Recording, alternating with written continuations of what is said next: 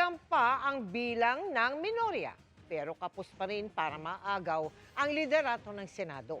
Nananatiling Senate President si Alan Peter Cayetano, kahit may mga kinausap anyang majority senator para bumaliktad. Nakatutok live si Ma'am Gonzalez. Ma'am?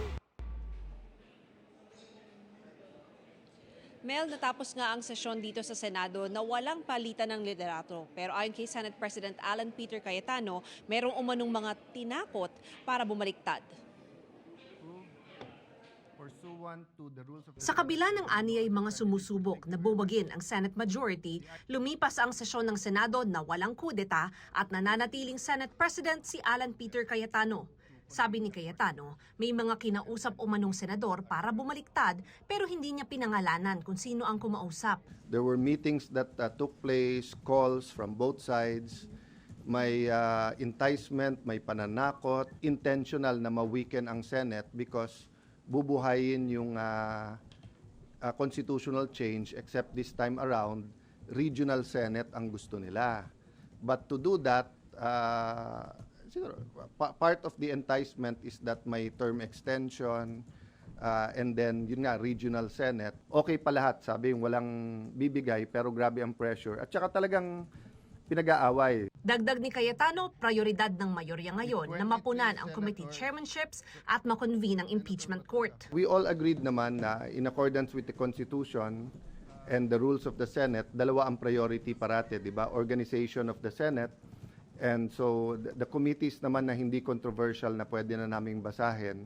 And then to go to straight to refer the articles of impeachment to the Committee on Rules, which will report out right away, and then mag-convene na yung impeachment court. So that's the plan. Bagaman walang palitan ng liderato, nagpahayag sina Senador Mig Zubiri at JV Ejercito na sasama na sila sa minorya. Noong nagbotohan para sa Senate President noong nakaraang Lunes, nag-abstain sina Zubiri at Ejercito.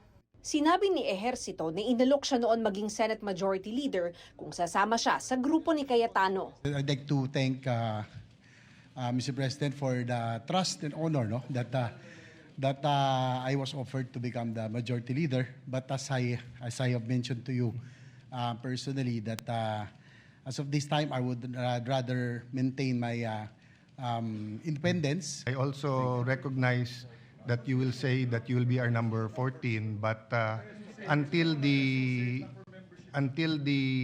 time that we vote, any member, we have to respect their decision and always ascribe good faith. Sa ngayon, may 13 miyembro ang mayorya, habang 11 ang minorya na pinamumunuan ni Senador Tito Soto. Absent sa sesyon si Senador Ronald Bato de la Rosa. Kanya-kanyang pulong ang Senate Majority at Minority Groups kanina. Nagkaroon din ng fellowship lunch si Cayetano kasama ang ilang religious leaders. What I do not know is if this is the beginning of my journey as the Senate President or if this is a despedida. Yesterday, someone sent me that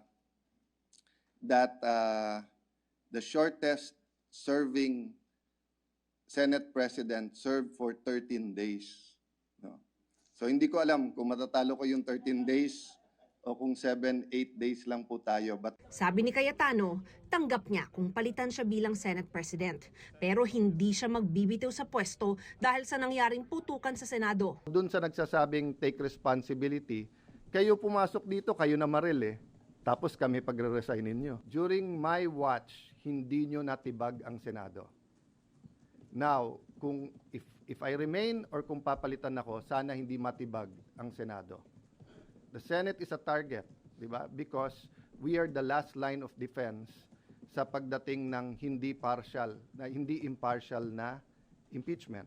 We're the last line of defense sa budget.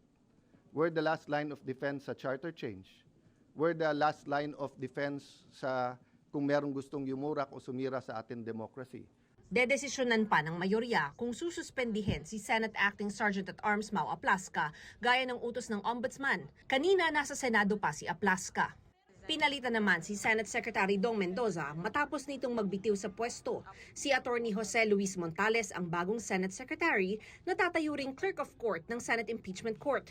Dating City Administrator ng Taguig City si Montales. Mel, kanina meron ding mga pinalitan ng mga committee chairmanship. Kabilang dun sa malalaking komite na napalitan ng chairman, ang committees on health, national defense, basic education, pati na rin public services. Mel? Maraming salamat sa iyo, Mav Gonzalez.